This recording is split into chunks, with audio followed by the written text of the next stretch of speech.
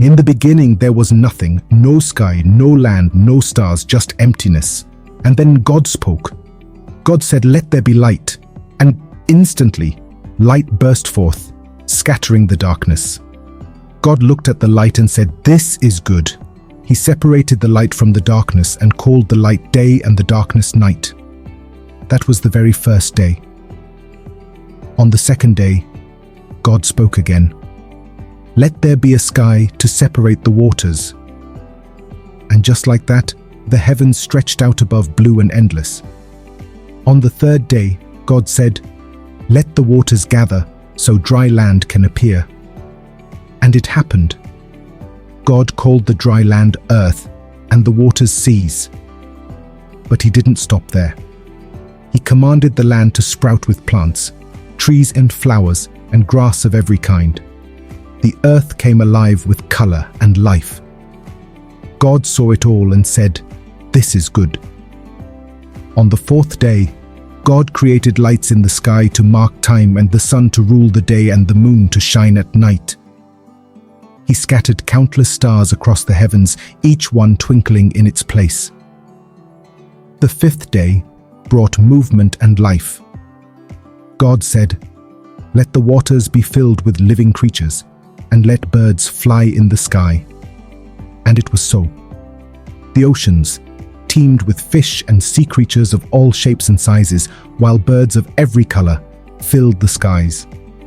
God smiled at his creation and said, "This is good." On the sixth day, God said, "Let the earth produce living creatures." And suddenly animals roamed the land. Lions, deer, elephants, and every creature you can imagine. The earth was alive with life. But God wasn't done. He had one more masterpiece to create. He said, "Let us make humans in our image to rule over the fish of the sea, the birds of the sky, and every living thing on earth." God formed the first man, Adam, from the dust of the ground. Then he breathed into Adam's nostrils the breath of life, and Adam became a living being. God placed Adam in a beautiful garden called Eden.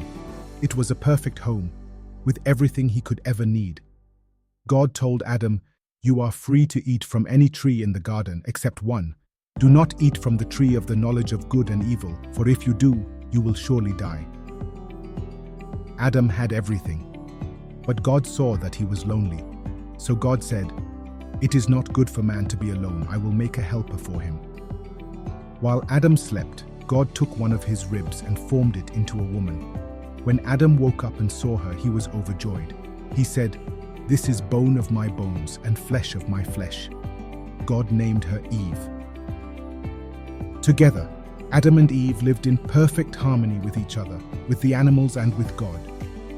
The garden was their home, a place of peace, beauty, and joy. God looked at everything he had made and said, "It is very good."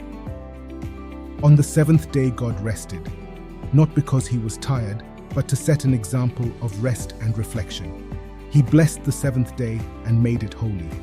And so, the story of creation reminds us of God's power, his creativity, and his love for the world he made. But more than that, it's a story about purpose. Just as God gave Adam and Eve the responsibility to care for the earth, we are also called to care for this beautiful world and to live in harmony with one another. The creation story isn't just about the beginning, it's about the Creator and his desire to share his love with us all.